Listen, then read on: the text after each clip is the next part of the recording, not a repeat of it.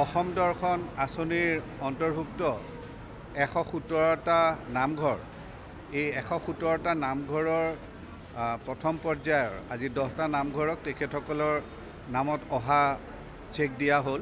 এতিয়া প্ৰথমে ৩ লাখ টকাৰ ভিতৰত ১.৫ লাখ টকা প্ৰথম কিস্তি দিয়া হৈছে আৰু এই ১.৫ লাখ টকাৰে তেখেতসকলে কাম সম্পূৰ্ণ কৰাৰ পিছত দ্বিতীয় কিস্তি তেওঁলোকক বাকী ১.৫ লাখ টকা দিয়া হ'ব। আমি মোৰ সমষ্টিত ১১৭টা দিয়া হৈছে, যিটো গভৰ্ণমেণ্ট এপ্ৰুভ কৰি চেক ৰেডি হৈ আছে। তেখেতসকলেতো অন্যান্য আঁচনিৰ অন্তৰ্ভুক্ত তেখেতসকলে পায়ে থাকে, আমি সেইবিলাকতো বেলেগ কথা। অসম দৰ্শনৰ আঁচনিত ৩ লাখ টকাকৈ প্ৰত্যেকটো নামঘৰক দিয়া হৈছে। সেই ৩ লাখ টকাৰ ভিতৰত ১.৫ লাখ টকা আজি দিয়া হ'ল আৰু বাকী ১.৫ লাখ টকা তেখেতসকলে কাম সম্পূৰ্ণ কৰাৰ পিছত দিয়া হ'ব। আমাৰ কিছু নৰ্মছ আছে, সেই নৰ্মছবিলাক ফুলফিল কৰে আৰু আমাৰ সাধাৰণতে যিখিনি আমাৰ মাটিৰ মণ্ডল আছে, লাট মণ্ডল আছে, তেখেতসকলে এটা যিটো ফিল্ড আছে, ভেৰিফিকেশ্যন আছে, ফিল্ড ভেৰিফিকেশ্যনত গৈ সেই নামঘৰটো থিয় হৈ তেওঁলোকে ফটো এখন তোলে আৰু জিঅ' টেগ কৰে যে এই নামঘৰটো এইখিনি ঠাইত অৱস্থিত। সেইটো যেতিয়া DC অফিচত সেই নৰ্মছখিনি ফুলফিল হয়, তেতিয়া তেওঁলোকৰ নামটো এপ্ৰুভ হয়।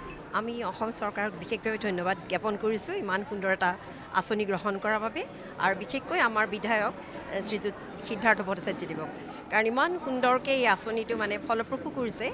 আমাৰ হৈছে শ্ৰী শ্ৰী হৰগুৰি মন্দিৰ মালিবাগানত, খাৰঘুলি মালিবাগান। এতিয়া এই মন্দিৰটো আজি বহুত বছৰ আগৰ, কিন্তু আমি মানে বহুত অসুবিধা ভোগ কৰি থাকোঁ, যিহেতু আমাৰ মানে মূল কথাটোকে কৈছোঁ, নামঘৰটো আছে, মন্দিৰটো আছে ঠিকেই, কিন্তু এই যে লেট্ৰিন বাথৰুম বা ভোগঘৰ বা এনেকুৱা ধৰণৰ কিছুমান বস্তু আমাৰ নাই।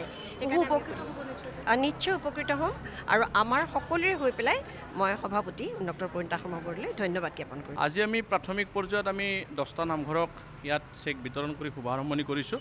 আমাৰ পূব গুৱাহাটী সমষ্টিৰ সন্মানীয় বিধায়ক সিদ্ধাৰ্থ ভট্টাচাৰ্যদেৱে নতুনকৈ যি ৩৫ নং নিউ গুৱাহাটী সমষ্টি গঠন হৈছে, এই সমষ্টিৰ 10টা নামঘৰক আজি ইয়াত চেক বিতৰণ কৰিছে।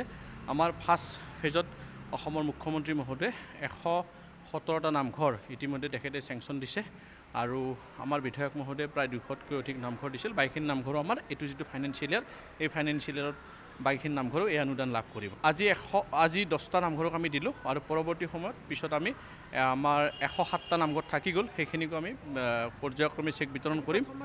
আজি আমি প্ৰথমবাৰৰ বাবে ইয়াত শুভাৰম্ভণি কৰিছোঁ। এই অনুষ্ঠানটোৰ মানে শুভাৰম্ভণি, অসম দৰ্শন যিটো আঁচনি, অসমৰ মুখ্যমন্ত্ৰী ডক্টৰ হিমন্ত বিশ্ব শৰ্মা ডাঙৰীয়াই এই আঁচনিটো আৰম্ভ কৰিছিল, যাতে আমাৰ ধৰ্মীয় যিখিনি উপাসনাস্থলী আছে, এই উপাসনাস্থলীসমূহক আৰ্থিকভাৱে সকাহ কৰিব পাৰি।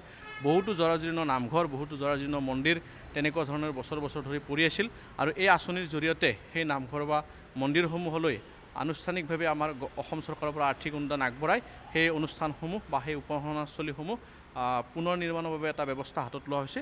আৰু তাৰ আধাৰতে আমাৰ বিধায়ক সন্মানীয় সিদ্ধাৰ্থ ভট্টাচাৰ্যদেৱে তেখেতে এই আঁচনিৰ অধীনত আজি 10টা নামঘৰলৈ আৰ্থিক অনুদান আগবঢ়াইছে। আমাৰ কিছুদিন আগতে আপোনালোক সকলোৱে গমেই পায় যে মহাকুম্ভ মেলা অনুষ্ঠিত হৈছিল। এই মহাকুম্ভ মেলা প্ৰায় 144 বছৰ মূৰত মহাকুম্ভ মেলা অনুষ্ঠিত হয়। যদিও কুম্ভমেলা 12 বছৰৰ মূৰত হয়, কিন্তু মহাকুম্ভটো 144 বছৰৰ মূৰত অনুষ্ঠিত হয়। এই বছৰৰ পিছত আকৌ 144 বছৰ কেতিয়া আহে তেতিয়ালৈকে হয়তো আমাৰ নাতিপুতিও নাথাকে তেনেকুৱা এটা পৰ্যায় আহি পৰে। গতিকে আমাৰ বিধায়ক মহোদয়ে সেই মহাকুম্ভৰ পৰা যি জল আমাৰ কাৰ্যকৰ্তাসকলে সংগ্ৰহ কৰি আনিছিল, সেই মহাকুম্ভ মেলাৰ জল আমাৰ ধৰ্মীয় অনুষ্ঠানসমূহক কাৰণে ইয়াত আজি চেকৰ লগতে বিতৰণ কৰি দিছে।